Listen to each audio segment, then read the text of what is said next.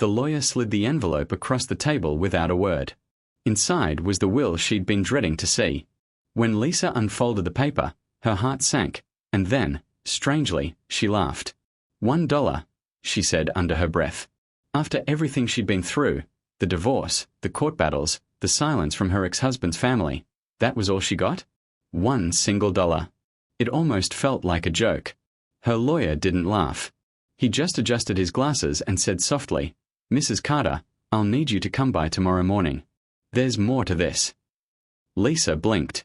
More? What more could there be? He only replied, "Let's just say your husband liked surprises." That night, she couldn't sleep. The paper lay on the table beside her cup of cold coffee, that single number staring back like a taunt. She thought about the years she'd spent struggling to raise their son after the divorce. The unpaid bills. The eviction notice she'd nearly gotten last winter. $1 wouldn't even buy her a loaf of bread. When morning came, the lawyer's car was already waiting outside. A sleek black sedan, far too expensive for someone who handled small-town wills. Lisa hesitated, clutching her coat. "You're sure this isn't some mistake?" she asked as she got in. He smiled faintly, eyes on the road. "You'll see soon enough." They drove for over an hour, the city fading into endless countryside. The air grew colder, quieter. Lisa's nerves tightened with every mile. Finally, the car slowed near a long, tree-lined road, the kind that led somewhere people didn't just stumble upon. At the end of the lane, half hidden behind towering oaks, stood a vast, gated estate. The lawyer looked at her and said, "Welcome to your inheritance." Lisa stared out the window, her breath catching as the car rolled through the rusted iron gates. The estate stretched endlessly in front of her, an old stone mansion surrounded by fields gone wild with time. Ivy covered the walls, windows were clouded with dust, and the air carried a faint, cold scent of rain and earth. It didn't look like something that belonged to her. It looked like something that belonged in a story, one that had been shut for years and was now, somehow, opening again. The lawyer parked near the front steps, where weeds pushed through cracks in the cobblestone. He stepped out first, buttoning his coat as if this place demanded respect. "Go on," he said quietly, nodding toward the door. Lisa hesitated, clutching the letter tighter in her hand. "There must be some mistake," she whispered. He gave a small smile. "That's what most people say before they open the door." The heavy front doors creaked open as he pushed them, releasing a rush of air that smelled of dust and old wood. Inside, faint light spilled through the tall windows, catching on the edge of a grand staircase. The hall was lined with portraits, stern faces, men and women in old-fashioned clothes, watching her as she stepped inside. Every footstep echoed like a question she couldn't yet answer. "This place was sealed years ago," the lawyer said, his voice echoing softly. "Your ex-husband's father owned it. When he passed, it stayed locked. No one touched it. Until now." Lisa looked around, still stunned. "But, why me? He left me nothing. He hated that I took his son after the divorce. He made sure I struggled for every cent." The lawyer glanced at her, an unreadable expression crossing his face. "Sometimes hate and guilt wear the same face," he said. "And sometimes $1 isn't what it seems." They moved deeper into the mansion. Dust clung to the air, dancing in the thin beams of sunlight breaking through the curtains. The living room was frozen in another time, furniture covered with white sheets, a grand piano in the corner, a glass of dried-out wine still sitting beside it as if someone had walked away mid-song. Lisa brushed her hand across the piano, feeling the weight of years settle around her. Upstairs, a long hallway stretched ahead. She could hear her own heartbeat as she passed closed doors, each one labeled with a small brass plate. Guest room, study, nursery. The last one made her pause. She reached out, fingers trembling, and opened the door. Inside, the air was still and cold. Faded wallpaper with tiny stars lined the walls. A small wooden bed sat in the corner, a dusty toy truck lying beside it. She whispered, "He brought our son here." The lawyer didn't answer right away. He just looked at the old room, his face softening. "He used to," he finally said. "Every summer, before things fell apart. This was where he wanted to build something for him." Lisa felt something tighten in her throat. The anger she'd carried for years started to blur with confusion. If this was supposed to be revenge, it didn't make sense. None of it did. They continued to the study at the end of the hall. A desk sat beneath a window overlooking the overgrown gardens. Papers were stacked neatly, untouched for decades. The lawyer pulled a small envelope from his coat and handed it to her. "He wanted you to have this," he said. Lisa opened it slowly. Inside was a single sheet of paper with her name written in her ex-husband's handwriting, the same careful strokes she hadn't seen in years. Asterisk Lisa, if you're reading this, it means I'm gone. I left you $1 so you'd come here, so you'd see what was really yours. I failed you in life, but maybe I can fix one thing in death. Go downstairs. The truth is waiting. Asterisk her hands trembled as she folded the letter. What truth? She asked, but the lawyer was already turning toward the door. You'll understand when you see it, he said quietly. The staircase creaked as she followed him down, each step heavier than the last. The air grew colder, the walls narrower. Somewhere below, she heard the faint hum of electricity, though the mansion had been dark for years. At the bottom of the stairs, the lawyer stopped beside a heavy wooden door. A brass key was already waiting in the lock. Lisa hesitated, her voice barely above a whisper. What's in there? He looked at her for a long moment, then said, Something that changes everything. Her hand closed around the key. She turned it slowly, the metal groaning as the latch released. The door swung open, and a faint light spilled out into the dark hallway. The light spilling from the open door was warm and golden, but Lisa couldn't shake the feeling that something about it wasn't right. It was too steady, too deliberate, not sunlight, but something alive.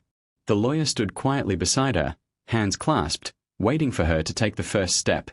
She hesitated, then crossed the threshold. The room beyond was nothing like the rest of the mansion. It was clean.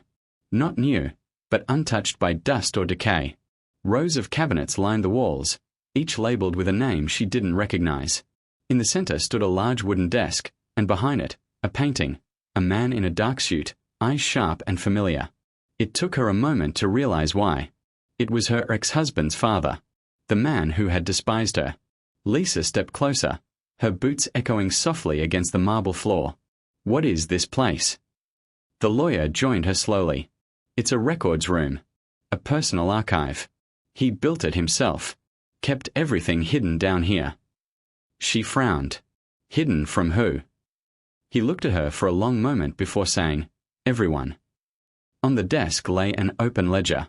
Lisa brushed her fingers across the pages. Each line was written in the same sharp handwriting she remembered from old letters, business notes, numbers, names. But then her eyes caught a familiar one, her own. Her name appeared again and again, in margins, circled, underlined. Next to one entry, a single phrase stood out. Asterisk she must never know until the end. Asterisk her stomach tightened. Never know what? The lawyer didn't answer immediately. Instead, he reached into his briefcase and pulled out another envelope, this one thicker than the last. He left this for you, too, he said softly. Lisa tore it open, her hands trembling. Inside was a letter and a small silver key. The handwriting was her ex-husband's. Asterisk Lisa, I kept a promise I once made to your father. You never knew him well, but he saved my life before you were born. This house was his once, before it was taken from him. I couldn't return it to him, but I could return it to you. The $1 was just the key to make sure you came here. Asterisk her breath hitched. My father, she whispered. But my father died before I was 10. He never owned anything like this. The lawyer's voice was quiet but firm. That's not entirely true. Your father helped your ex-husband's family start their business decades ago. They built everything on his land, this estate included. But after he died, it was absorbed through a legal trick. This, he gestured around them, was your inheritance all along. Your husband's father just made sure you'd never see it while he lived. Lisa stared at the letter, her vision blurring. Memories she'd buried long ago began to surface. The smell of her father's workshop, his rough hands, the stories he told about the land that should have been ours. She'd always thought they were just tales. Her pulse raced as she turned toward the lawyer. So all this belongs to me. He nodded. It always did. For a moment, she couldn't move. The walls seemed to close in, the air heavier now with history she hadn't asked to uncover. Then her eyes fell on another door at the far end of the room, smaller, steel, locked tight. It didn't match the rest of the elegant design. "What's behind that?" she asked. The lawyer hesitated. "That part," he said, "wasn't mentioned in the will." Lisa walked toward it anyway, the small silver key still clutched in her hand. As she got closer, she noticed faint scratches on the metal, like someone had tried to open it before. The lock was old but sturdy. Her hand shook as she fit the key inside. It turned smoothly, almost too easily, as if it had been waiting for her. The latch released with a soft click. Cold air rushed out, carrying the scent of paper and time. She pushed the door open and froze. The room beyond wasn't empty. It was filled with photographs, boxes, and one small cot. On the wall hung a single-framed picture, her father, standing beside the same man from the painting upstairs. And below it, in faded ink, were the words, * the debt repaid. * Lisa's knees weakened as the weight of it all sank in. This wasn't just an inheritance. It was a confession. Lisa stood in silence, her eyes fixed on the photograph of her father and the man who had once sworn she'd never belong in his family. The picture felt heavier than any truth she'd ever carried. Her ex-husband's words still echoed in her mind. "I kept a promise." But what kind of promise ended in betrayal, secrecy, and a mansion left to rot? She stepped deeper into the hidden room, the air colder now, sharper. Each box had neat handwriting on its label, all dated decades apart. Her flashlight swept across one marked * 1978, Property Transfer Star. Inside were old documents stamped and signed by her father. Every page detailed a deal, her father's land signed over in exchange for support that never came. Lisa's hands trembled as she flipped through them. "They stole it," she whispered. The lawyer, still standing near the door, nodded slowly. "Your father trusted them. They built their empire on his land. Your ex-husband knew, but he couldn't undo what his father had done. That's why he brought you here." Lisa's throat tightened. For years, she'd hated her ex-husband for leaving her with nothing but debt and silence. Now she wasn't sure what to feel. Guilt? Anger? Pity? Maybe all three. Her eyes fell to one last envelope, tucked beneath the others, her name scrawled across it in faded ink. She tore it open. The handwriting inside was older, shakier, her father's. * If you ever find this, it means the truth has come back to you. I trusted the wrong man. I built something for you here, hidden beneath what he took. Find the room with the circle window. It's yours. * She froze. A circle window. The only place in the house with one like that was upstairs, on the 3rd floor, at the end of the east wing. The one door she hadn't opened. Without a word, she turned and ran. Her footsteps echoed through the empty halls as she climbed, faster than before, the lawyer calling after her but never stopping her. Dust rose around her boots as she reached the long hallway. The air felt different here, thicker, warmer, like the house itself was holding its breath. The circle window glowed faintly ahead, pale light spilling across the floor. The door beside it was half open. She hesitated, hand on the knob, then pushed it fully open. The room was small but bright. The morning sun poured through the round glass, lighting up dust that danced like gold in the air. In the center stood a large trunk, its brass hinges gleaming. She knelt, running her fingers over the lock. It wasn't sealed, just latched shut, waiting. She lifted the lid. Inside, stacks of envelopes, ledgers, and photographs filled the trunk. But what caught her breath was the small wooden box resting on top. When she opened it, her father's handwriting stared back at her again. Blueprints. Hand-drawn. A small village, acres of land, houses marked with names, hers among them. It wasn't just a property. It was a plan. Her father had designed the community that her ex-husband's family built their fortune on. Every foundation, every acre had started from his idea. Tears blurred her vision as she whispered, "He built it for us." Then her flashlight flickered, catching something carved on the underside of the trunk lid, a single sentence etched deep into the wood. * The house always remembers its rightful owner. * The floor creaked behind her. She turned sharply, heart racing, but there was no one there, only the whisper of wind through the cracked glass. She exhaled, gripping the blueprint tighter. The truth was out. Everything she'd been denied, every loss, every dollar, it all led here. Downstairs, the lawyer waited in the main hall, glancing up as she descended with the papers clutched to her chest. "You found it?" he asked. Lisa nodded slowly, her voice shaking. "I found everything." He smiled faintly, the kind that carried both sorrow and relief. "Then it's time," he said. "Time to claim what's been yours all along." But as they stepped toward the front door, something cold drifted through the hall. The chandelier above them swayed though no wind blew. And from somewhere deep inside the house, faint but clear, came the sound of a piano playing softly, as if welcoming its owner home. Lisa stood frozen in the doorway, the sound of the piano echoing faintly through the halls. The melody was soft, trembling, like someone playing from memory. It drifted through the air with an almost human sadness. The lawyer turned sharply toward the sound, his face pale. "There's no power here," he whispered. "There shouldn't be anything working." But the notes continued, low and haunting. Lisa followed the sound, her boots silent on the wooden floor. The grand piano sat in the parlor, its cover half open, a thin layer of dust glinting in the afternoon light. The keys pressed down on their own, slowly, deliberately, one after another.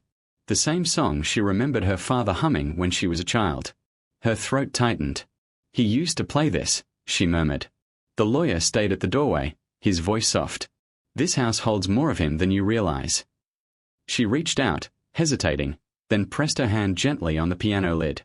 The keys stopped mid-song, and the silence that followed was thicker than before. The air around her shifted, and for a moment, it felt as though the entire mansion exhaled. A faint click echoed behind her. The lawyer turned toward the sound. It came from the front hall.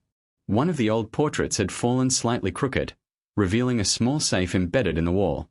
Lisa approached it cautiously. The safe was old, covered in rust, but a familiar symbol had been etched into its face, the same one drawn on her father's blueprints. She found the silver key still in her pocket. Her fingers shook as she slid it into the lock. It fit perfectly. The safe opened with a slow metallic groan. Inside was a stack of envelopes, each sealed and labeled in careful handwriting. The top one had her name on it, but beneath it, several others were addressed to people she didn't know. She picked up hers first, tearing it open. Asterisk Lisa, asterisk the letter began, asterisk if you've come this far, you've seen the truth. What they took from us can't be undone, but what I hid here can help you begin again. The others, those letters, belong to the people who were wrong with me. Find them. Return what was stolen. And when you're done, this place will rest. Asterisk her vision blurred as she read the words again and again. It wasn't just about inheritance. It was restitution. Her father hadn't just left her a secret. He had left her a mission. The lawyer stepped forward quietly, his eyes scanning the papers. "These names," he said, "they're the workers who built the estate, the ones who disappeared from the records. He kept everything hidden here." Lisa folded the letter carefully. "Then we'll find them," she said. Her voice trembled, but her eyes were steady. "We'll give it back." As she spoke, the faint hum of electricity returned. The chandelier flickered to life, one bulb after another glowing softly. The mansion, once cold and lifeless, seemed to breathe again. They walked through the main hall as the light filled the space, revealing details she hadn't noticed before. Hand-carved initials along the stair railing, the faint outline of a family crest her father must have designed decades ago. Every piece of the mansion told a story that had waited too long to be heard. When they stepped outside, the afternoon sun had broken through the clouds. The air was fresh, golden, and warm. Lisa turned to look back at the mansion. The stone walls no longer seemed foreboding, they looked alive. The lawyer placed a hand on her shoulder. "You know," he said quietly, "your father once told me this house was built to remember people. Maybe that's why it waited for you." Lisa didn't answer. She just stood there, watching the light flicker through the upper windows, as if someone unseen had drawn the curtains back. The music had stopped, but in the quiet that followed, she could almost hear her father's voice again, steady, kind, and certain. The house, once filled with silence, now felt like it was finally at peace. And for the first time, so was she.